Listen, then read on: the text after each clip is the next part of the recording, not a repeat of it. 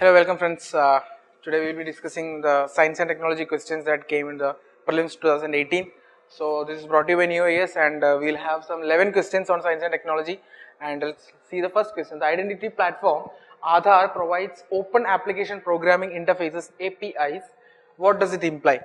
So Aadhaar has a platform which is a digital platform called application programming interfaces. This is for those developers work on electronic devices like Android developers, iOS developers, Microsoft developers, etc., who design who develop apps or applications which are Aadhaar enabled. For example, if we have eKYC, there is an app called eKYC. That's an app which is developed on this kind of a platform, application programming interface. So what we do, we use this application. The developers will use the Aadhaar enabled application. This interface will be used, and wherein we don't have to go to the particular office to furnish our KYC details. If we have the device, if anyone has the device, we can directly give the our Aadhaar details or information that are contained in the Aadhaar. So that kind of application developing interface, that is what API. So the two statements, it can be integrated into any electronic device. Possibly that is wrong, because any electronic device, for making this kind of applications, we need any particular operating systems like Android or the iOS or the Windows or Linux, etc. But any electronic device is possibly, it's an extreme statement, because a Nokia black and white phone 110 is also an electronic device. That doesn't mean we can use Aadhaar enabled applications on that, or Aadhaar can be integrated into a device like that. A calculator is also an electronic device. A microwave oven is also an electronic device, because many of the new varieties are having electronic, the panels, etc. So the first statement is actually it is very extreme statement. Any electronic device, we have to check what the ideology is behind that. So for the time being, let's say this one is wrong. The second one, online authentication, using iris is possible. That is right. Any information that are contained, fingerprints, iris, the number, the barcode, the QR code, etc., all those can be used for furnishing details or can be integrated into this platform. So second statement is wrong. The answer is B, 2 only. Next question. This is the explanation for that. You can pause it and just read it. Otherwise, just skip it, no problem. Second one, what is terminal high altitude area defense? THAAD is being recently heard in the news since last 1 year, because of this North Korea's nuclear tests and all those they were threatening, they were conducting nuclear tests, and ICBM, this intercontinental ballistic missiles, which could even reach the Washington, New York, etc. So North Korea, because of that threat, Trump government had developed this kind of anti-missile systems which can attack any kind of missile, ICBM, cruise missile, etc. So here the answer becomes C, which is an American anti-missile defense system. So terminal high altitude area defense, it was formerly called theater high altitude area defense. It's an American anti-ballistic missile defense system designed to shoot down short, medium and intermediate range ballistic missile in their terminal phase. And see, this was deployed at the borders of South Korea as well as the western borders of America, so to target any incoming nuclear missiles or any incoming ballistic missiles. So this was purely developed by America, US. So the answer here becomes C, an American anti-missile system.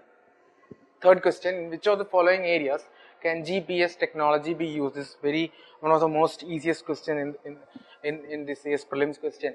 Wherever GPS are used. Now, most of the things we itself use daily: mobile phones, banking operations, controlling the power grids. That's third statement can be certain kind of a confusing one. But if we learn, by learning all the current affairs, we know there are many initiatives, there are many innovative ideas or portals or transparency governance portals or applications that use real-time traffic tracking or real-time navigation applications. For example, almost many governance features, we have the use of GPS.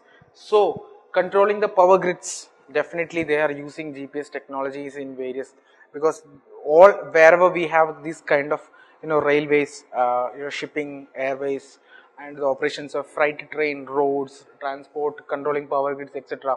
Everywhere GPS or the navigation, the real-time data are used. So 3 is definitely there. Banking operations, obviously ATMs are based on GPS. ATMs are also using this GPS technology for their good governance or good implementation purposes. So mobile for operations, we know that GPS is there in our Google Maps, etc. So 1, 2, 3 becomes the answer here. So just read, all the given system uses GPS technology for various navigation or tracking purposes. Especially in power grid system, various new innovative initiatives have been carried out that specifically use GPS. So if IRNSS, the Navic becomes functional, we will be using that, but for the timing we are using GPS of USA. And mobile phones, vehicle tracking, flights, trains, ship, etc. Other devices that uses such real-time data integrations are also there, and weather forecast, military uses, and many other. These are all the main uses of wherever these GPS applications have been applied. So next question is one of the easiest questions. Vannakrai Petia were eternal blue. The Vannakrai was very popular term that we heard last before six months before that. So all of these are cyber attacks actually. See, WannaCry and Petiaware comes under the ransomware. Ransomware means any malware software that are released by any particular someone who does this antivirus or hacking systems or hacking activities. So they will release this and it will attack the computers or many supercomputers of firms or government databases, etc. That will go into the computer and they will lock the computer. They will ask for money. So that is called ransomware. They will lock the computer and they will demand something. So that kind of things, WannaCry and Petiaware comes under that category. Eternal Blue was again there was a threat actually in the Microsoft arena, and this Eternal Blue was a name given by Microsoft itself because they had some kind of a vulnerability in their operating systems, especially when they released Windows 8 and 10. So Eternal Blue is again one of the so we don't need to know, just the name WannaCry is enough to judge the C as the answer, cyber attacks. Next question is with reference to the Indian Regional Navigation Satellite System, IRNSS, consider the following statements. This is a tricky question actually, this is a very tricky question. Very hard to judge what kind of an answer we should give. Anyways, let's read the statement. IRNSS has 3 satellites in geostationary and 4 satellites in geosynchronous orbits. Now, these kind of statement, because seeing the complexity of the statement itself, we have to guess that sometimes we should or we may have to take a judgment that let the first statement be correct. Then second one, IRNSS covers entire India, about 5,500 square kilometer beyond its borders. Third statement, India will have its own satellite navigation system with full global coverage by the middle 2019. Now we know that the basic principle of IRNSS is that it is for covering India only, not global coverage like NASA, the GPS or Galileo, etc. It is not for covering the entire globe. It is just for our area, our Indian subcontinent. So let's see, this statement is wrong. So again, two options can be neglected. We have 2 more options, 1 only and 1 and 2. So first statement should be correct because rest other options A and B have 1 as a statement. So first statement is correct. What about the second one? 5,500 square kilometer beyond the borders. Now we can guess that this IRNSS will have a coverage outside its borders because we can't accurately measure some coverage just within our borders. It is not possible, and we don't want that because we are always at the verge of integrating all our neighbors.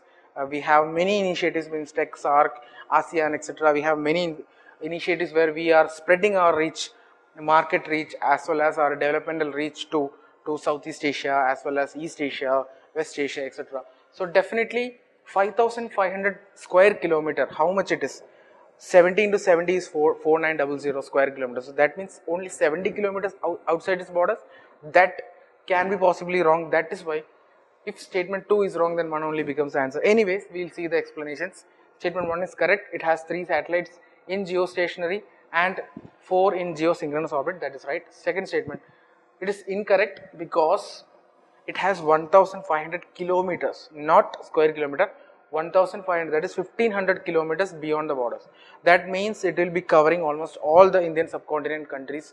I don't know what about Pakistan. India is willing to give it for Pakistan, but still it will be covering Pakistan also. because it comes in 1500 kilometer range. So again, third is wrong. Definitely it doesn't have a global coverage. So the answer here is 1 only. Next is with reference to the genetically modified mustard, GM mustard, developed in India, consider the following statement. So this has been very controversial, where GM mustard releases. There are many activists, environmental activists, who are against the release of GM mustard. They say that it will have an effect in the environment balance, the balance that are being created, because including the food chain, there can see an imbalances because of this release of this GM mustard, because how it is going right now, that is the real balancing thing. And if any change, any pest resistant or insect resistant, disease resistant varieties are implemented on a large scale, that can definitely have a change or an alteration in the food chain. That is why environmental activists are against the release of GM mustard. Anyways, the third statement, GM mustard has been developed jointly by IARI and Punjab Agriculture University. That's wrong. This have been developed by Delhi University, DMH Dara mustard, that is the name, DMH. So third statement is wrong actually.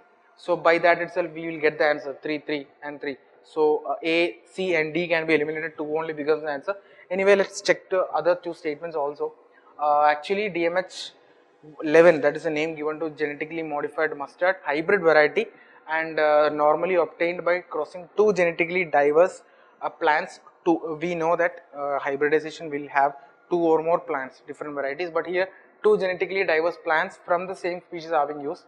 Now they say that first generation offspring will have, the first generation offspring means by crossbreeding two varieties, we will have one crop developed. So that crop, after its reproduction, it will create another generation of offsprings. That is called generation 1, first generation offspring. So that first generation offsprings, or the child of the parent hybrid mustard or GM mustard, will have the ability to have a cross pollination and hybridization, but naturally it won't take place. We need to initiate, or some manual or artificial pollinating initiatives have to be done.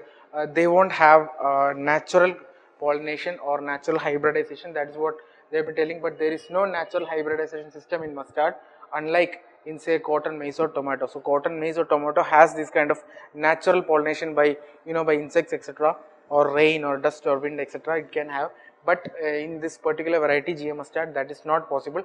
But see the statement again, the statement was given, second statement, yes, GM mustard has genes that allow plant cross pollination and hybridization. So that doesn't, that explicitly doesn't say that natural pollination or natural cross hybridization. So this statement is right. First one is wrong. It doesn't have any soil bacterium that will prevent it from pest resistant. No, actually it is from two different diverse varieties. One will have the disease resistant ability, another is having high yield ability. So breeding that will get a combination of both. So that here the answer is B, 2 only.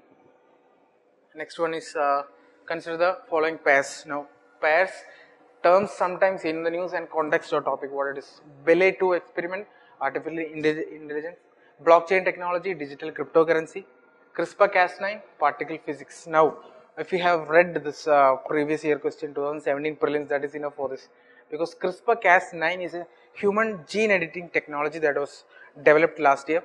So that is not about particle physics. Here an experiment that deals with particle physics is Belay 2 experiment. Belay 2 experiment deals with particle physics. So these two options 1 and 3 are wrong.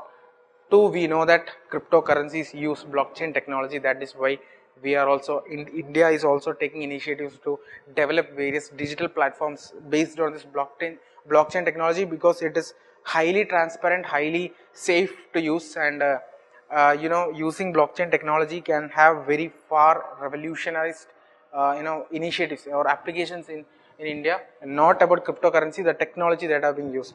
So see, Belay 2 experiment is a particle physics experiment designed to study the properties of B mesons. We don't know we don't need to know the technicality anyway. It is not related to artificial intelligence. Blockchain technology used in cryptocurrencies and digital platforms as a new revolution towards transparent digitalization. CRISPR-Cas9 is a human gene editing technique, and this have been asked in last year. So the answer here becomes 2 only, B. Next one, this whole paragraph deals with internet of things. This is what the description of internet of things is, because connecting various devices in our home or in a city, in a particular city or particular, all these topics have been covered in many of the current affairs videos.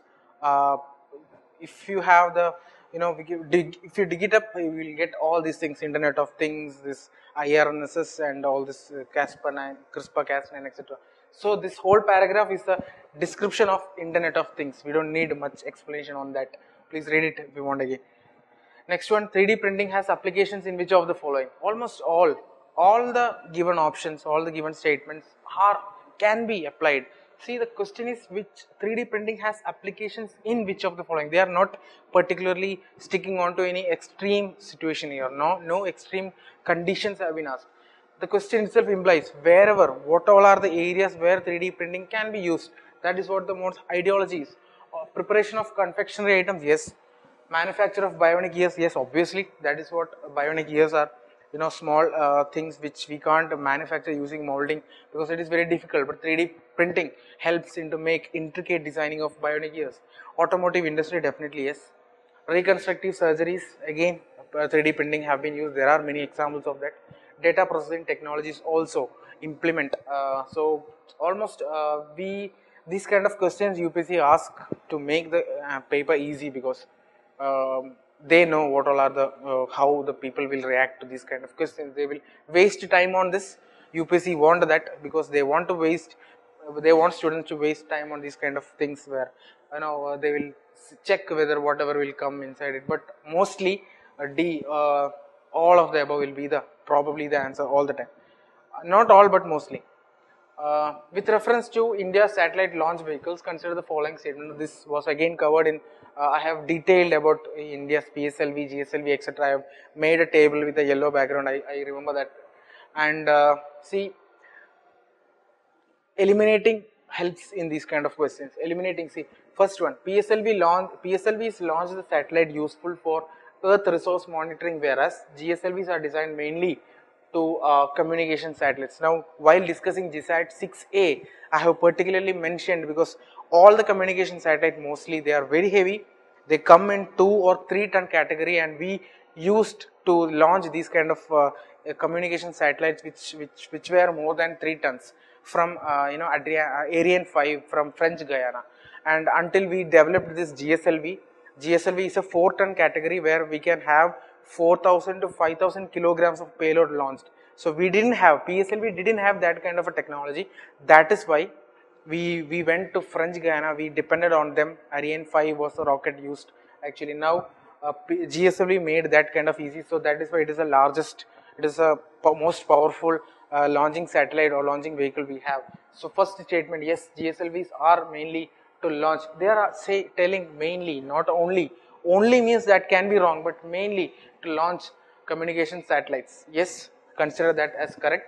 Satellites launched by PSLV appear to remain permanently fixed in the same position in the sky as viewed from particular location on Earth. Now this statement, if we have the art of eliminating, this can be easily eliminated, because PSLV launched satellites to polar orbit. Now polar orbit means it will always rotate around the Earth. The GSLV launches satellites onto this geosynchronous or geostationary orbits, which are very far away from the Earth's surface.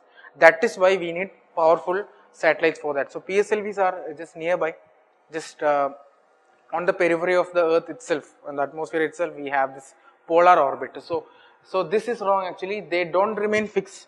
They don't appear to be fixed. They are always rotating again and again. In the same day itself they are rotating. But geosynchronous or geostationary, from Earth, if we observe that the satellite is again moving along with Earth's rotation. So that is why geosynchronous or geostationary.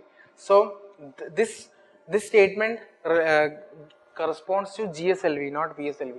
So eliminating this statement, we get the answer.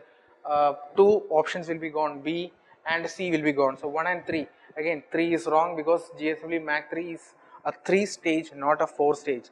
PSLV, all the polar satellite launch vehicles are 3-stage, are 4-stage, but GSLV is 3-stage.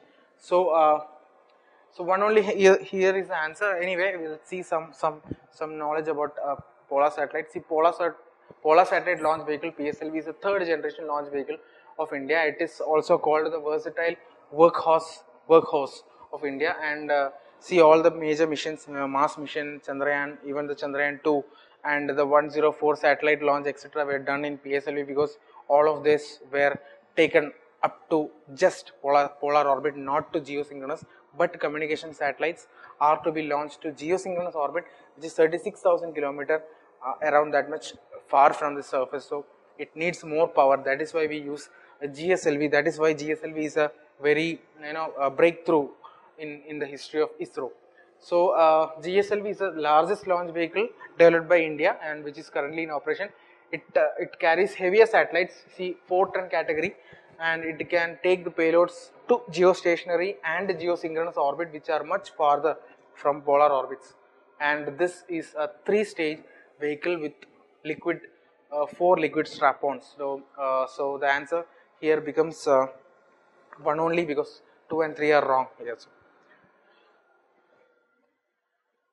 last question: birds, dust blowing, rain, wind blowing. Which of the above spread plant diseases? This is the question. Now, this is again one of the little bit confusing, but still easy, because picturizing itself, we know this kind of, we have 8th standard or 9th standard experiments that do these kind of experiments where they prove that rain can cause spread of diseases, birds can cause, even insects, birds, etc. Dust blowing can cause, wind blowing can cause. So almost all the given options 1, 2, 3, 4 lead to the spread of diseases.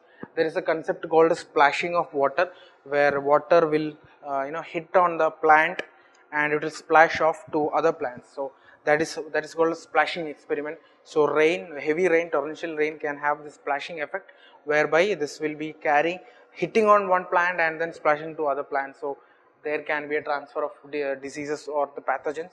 Again, birds, obviously that they will carry.